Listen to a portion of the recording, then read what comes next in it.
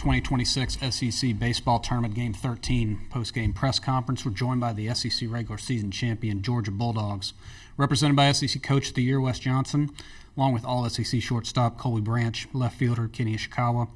In a moment, Coach will give an opening statement, and we'll take questions directed to the players only, please. All right, we've got Trey Phelps here, guys, Damn. just in case. What happened? In case anybody wanted, but he was all SEC as well. Something third happened. base, so that's fine. That's fine. Guys, just starting off with the game, obviously Florida came out and got a really good punch in on us.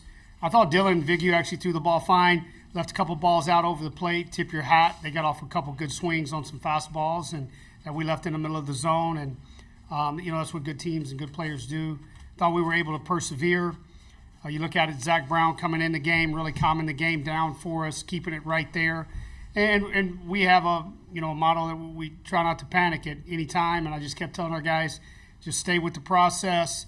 We just need to keep it right here. I think Caden Aoki did a really good job of that.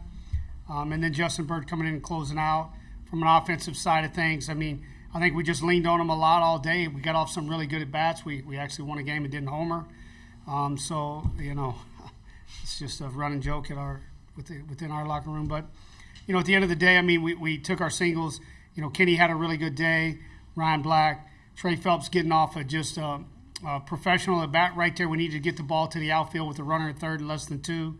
He did. We got we tagged up and was able to tie the game with that. So, yeah, all in all, just really proud of our guys for hanging in there and not panicking and staying with our approach and the way we do things. Anybody has questions for Trey or Kenny, please let me know. We can start in the back right. Question for either one of you guys. Coach talked about not panicking. What was the message to your other teammates when you started making that rally, the rain delay happened, and it looked like from the two dugouts you guys were still excited and ready? What kind of changed, and what was the message to each other? I think it's just a sense of us all being excited to play with each other here. I mean, we haven't been in this far in this game in a long time, so just being able to be where our feet are and just enjoy it. And obviously we had a rain delay, and knowing that could either go one way or another. So just being able to come out punching, we had some great at-bats right after the rain delay, and then being able to go into the bottom of the eighth and put together an inning like that at the bottom of the lineup and then have the top come through was special. In the front row on the right. All right, Kenny, this one's for you. Kind of follow up on what Trey was saying there. I mean, you guys have been in this situation a few times, this year where you've had to come back, but kind of talk me through what the conversation is like in the dugout when you're behind. Coach mentioned it as well. I mean, just kind of what you guys kind of talk and how do you keep yourselves up and going when things look bad at first? Well, we were down 6 early. We weren't really panicking. Coach Johnson always tells us not to panic. We're the Dogs. We win on the road or the home, either way. We just stayed calm. To be fair, I was really pissed off at myself at bat before because I struck out.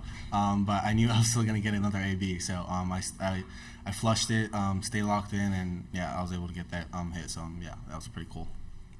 Left side. Yeah, Kenny, what was the sequence of just in the bottom of the 7th inning, just coming out of some lengths of that rain delay? How do you just felt like just expanding the zone with just the approach of everything else and also the ABS element the first time around the SEC?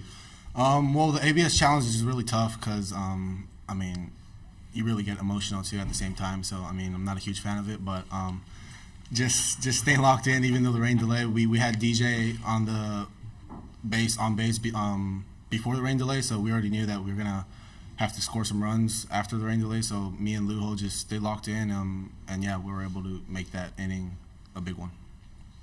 Next one for the players, right side, 4th row. Question for Kobe/Trey. But on a serious note, speaking of that, the bottom of the lineup was huge, and then that last turn there in the lineup, what were you guys seeing from Rittenauer from the mound that allowed you guys to execute, led to you, and then ultimately Dan's sac fly? Yeah, I hate calling it the per se bottom of our lineup. Kobe has 17 homers, 50 homers every year. Black is in 300 with almost 10 homers, and so I hate calling it the bottom. I just say that's just where we happen to be. And you had a guy that was up there, he had a good fastball, had a good cutter, and what we've been seeing all fall and spring, and just trusting ourselves and getting in the box and going in and battling, getting our swings off at the strikes and taking the balls and went our way. 2nd row on the right. Trey, just talk about obviously coming out of the rain delay, you guys get the runs, then your pitcher goes back out there on the mound and just shuts them down from a confidence standpoint. Was that kind of a realization of we've got them right where we want them. We went and shut them down. We get the bats back out there. 100%. Be able to have a pitcher come out and just mow it after sitting in 45 minutes, and you don't even know if you're going to come in at the game at that point. Just Aoki was sitting for so long, so having Bird come in and just pitch how he's been pitching all year was definitely special, and then go in and just put together good at-bats like we've been doing all year at a critical point in the game and pull it out. I mean, we walked once today and put up 8 runs, so that's what I'm more excited about. Toward the back on the right. Guys, now that you got this win over Florida, your team, faces the first ever SEC Tournament Championship in school history. Is there a lot of talk about that, or is that how do you kind of dial down those emotions? Yeah, I mean, it's definitely exciting. I mean, we've been playing a lot of, I feel, what would be emotional games all year, going on the road, playing in 5 tough environments and playing tough teams coming to us and playing like a team like Tech and Truist. So I would say that I think the emotions will be aside no matter where we are, just being able to play with the focus and know that it's going to be a big game and just who's going to be able to focus longer. All right, Trey, Kenny, nice to meet y'all. Good luck tomorrow. Appreciate it. Hydrate, Kenny. Come on, hydrate. Thank you. All right, if there's questions for Coach, please raise your hand. We'll start on the front row. Just what's the mindset to the team after a game like that, or the message? Yeah, I mean, Livy, you've covered us a lot all year. I mean, it's just we got another game tomorrow. It's still baseball. That's what's different, I think, in our sport than any other sport that you cover or whatever. We've got to show up tomorrow. The score doesn't roll over. Emotions don't roll over. It's a really long game. You can't panic. You can't get too emotional at times.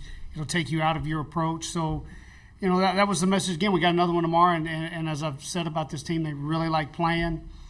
They love to compete, and, that's what we're going to try to do tomorrow. Stay on the front row. Coach, I know tomorrow, you're not sure who you're going to use for pitchers tomorrow. I'm guessing Farley is going to maybe start tomorrow. Have you decided on that yet, and kind of what you kind of got in mind for us? Yeah, no, I feel good with our pitching. I don't know who we're going to start yet tomorrow. I'll get back with the staff, and we'll run through it. And, it may even have to do with who wins this game here that's going on right now. But, no, we feel good with our pen. I think we've got a lot of guys who are going to be ready to throw, haven't been in some games and been wanting to get in games. And so I'm excited to come to the yard and see how they do tomorrow. Second row on the right. Wes, just kind of like we talked with Trey, but just talk about Bird's appearance there to really go down there, shut things down, and put your offense back out there on the field. Yeah, I thought Justin was electric today. When I see his fastball, it had some really good ride on it today. I mean, because I even was asking in the post game about some other people about he had you went at him with fastballs with Justin. When I see he's got that kind of carry and that kind of velocity, we're going to attack with his fastball. It plays really, really good. But he's a strike thrower. I mean, you look at him; he's going to attack. We really didn't. We went to the slider some. We really didn't go to the changeup much at all. I think maybe we threw 2 or 3. I'm trying to recall, but it was pretty much fastball slider today, and that's all they needed. And when you get into those situations, Florida's already kind of shown us throughout the game they're going to swing early, which is that's fine. It's a good plan, whatever. You want guys who attack in the zone, and just because they're swinging early doesn't mean you throw fastballs. It just means you need to locate them. As you saw there, with Viggy, Viggy threw some good fastballs. We didn't locate them well, and they got to him. On the right side, fifth row. Coach, you talked about this week about how your team loves to play, but what makes this team so different from other teams you've coached? And also, what's the message to your guys heading into, playing for the first ever school, tournament? Yeah, this tournament, guys, depending on where you're at, can really be tough, right? I mean, sometimes you come into it. I look at my first year when I was at Georgia here. I mean, we were really beat up, and it's hard to stay here a long time knowing that what you've got in front of you. I think the difference in this team is, knock on wood, we're healthy. And when you're healthy and you've got arms and you've got options and they're healthy, then it's fun to stay here and play. And you want to try to, play as long as you can. And that's been our guys' mindset. On the left side. Coach, having 2 walks and 9 strikeouts for your pitching staff today, how has Jackson been a big help this week frame? And also going back to the Florida series in April, what adjustments you felt from that series on losing 2 out of 3 and just seeing what lies ahead for tomorrow? Yeah, I'll start with Jackson on that and just tell you that, Daniel's We need to give Coach Brock Bennett a little credit on that. He's his catching coach. They work really, really hard on receiving. It's funny, we got ABS now, but if you talk to a lot of big league clubs, which I have, and you talk to the front offices, they emphasize how important now the receiving is, just to create a good look on the ABS, right? To maybe either get a guy too challenged when he shouldn't, or you get the call, right? So Daniel's ability to handle our pitching staff has been something that's been huge. I mean, just like today, multiple times, I thought he did a great job just calming guys down and getting them back in the zone. As far as, what else he's done for us, I mean, I thought he had professional at-bats all day today, taking the ball the other way, and, just getting on base. He didn't steal a bag today or hit a homer, but thought he had really good at-bats. Right in the middle of the room. Coach, it would have been easy down 6-0 for your team to fold up a little bit and just be done with it, but they didn't. Why did this team not go that way? Yeah, like I say, we really pride ourselves. I try to tell these guys, and every team as I've had here, and I think it's just I've got some older guys on this team. You can't panic in this game. People are going to put up a good shot against you at times. They're good. Florida's, Sully's done it's not like I need to tell people Sully's done a good job. He's won a lot of ball games. They got a really, really good club. We got a really, really good club, though, and we can't forget that. And we got to understand they got to get us out 27 times, too. And we're going to be able to, with the bullpen like we have now that's fresh, we're going to be able to mix and match and keep them down to where they were. And I just kept telling our guys, hey, just stay in there and grind. We're going to be okay. They got to get us out, too. And because, like I say earlier, I mean, I thought Dylan Viggy threw the ball fine. Just made 2 mistakes. What do good hitters do when you make mistakes? They hit it hard, and there's just one over the fence. And so their guy was eventually somebody for them was eventually going to make a mistake. Nobody throws a perfect game. And we just got to be ready and get our swing off, and that was our approach, and luckily it happened. Front row on the right side. Coach, you joked about winning the game and not hitting home runs, but seriously, though, that's a pretty big point when you can do that in games at this level, this situation. That's I would think you probably need that moving forward.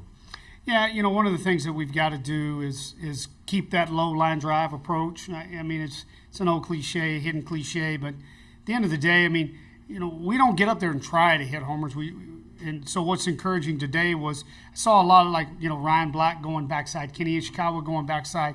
I thought Trey and Daniel hitting the ball to the right side of the field today. That's how I know we're still in position to hit homers, is when we're having that kind of approach.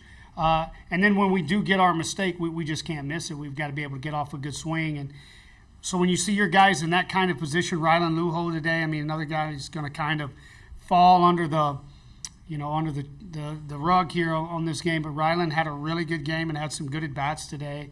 Got hit by a pitch and couple, infield hits, but I mean, that's what he can do. He's a dynamic player with a lot of speed. So when you see your team doing that offensively, it's a good, comforting sign. Last 2 for Coach. Start on the front row. What led to using Caden today instead of maybe saving him for tomorrow? Oh, yeah. I mean, don't get me wrong. We're going to try to win the game tomorrow. But we also have to understand we have regionals next week, and Caden's done a lot of things for us. He's closed on Friday nights. He's closed on Saturdays and then turned around and started on Sunday. And we need him available in that role. Our plan today, no matter what was going on, was to throw Caden somewhere between 50 and 65 pitches, and then he was coming out of the game. Last one on the right. Every team is different in this tournament, but talk about the importance of this tournament, playing well in this tournament. How does it prepare you for regional, super regionals in Omaha? Yeah, you're continuing to play games and see pitches and have at-bats. And, don't get me wrong, you can get better, doing live at-bats at your place. But, boy, the energy's not there. The focus sometimes can get away from you. Because your pitchers are working on some different things maybe. And then your hitters are trying to do some different things. And you don't have the strike zone. And even though you do, but you kind of don't. And so I think the biggest thing about, playing this long is we're going to get to play one more day and treat it like a regular week and go back home and then get ready to play again on Friday. All right, Coach, we appreciate